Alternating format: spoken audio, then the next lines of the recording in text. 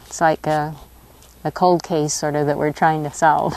Just west of Oakley, you can see where the 2012 Cave Canyon fire came very close to a cemetery that was pretty much unknown to the Bureau of Land Management. This cemetery was a bit of a lost cemetery prior to the Cave Canyon fire, and it is located on BLM land. Suzanne Henriksen is a BLM archaeologist working on identifying the early settlers buried in the tiny plot known as Warm Springs Cemetery.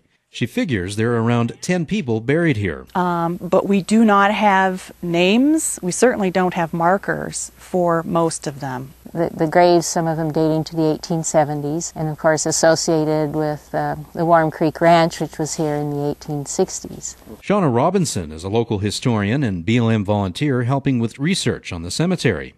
There are only 2 grave sites that have headstones. The rest are marked with only piles of stones. We think the first 2 graves that were placed here are of 2 girls that contracted diphtheria or some disease along the Oregon Trail. The 2 known graves belong to Fielding Langford and William Rivers, an English immigrant who was arrested by the local sheriff during a water dispute. There was a heated argument between the sheriff of the time and Rivers, and the sheriff shot him in the stomach. This is a photo of the headstone that marks Rivers' gravesite in 2010.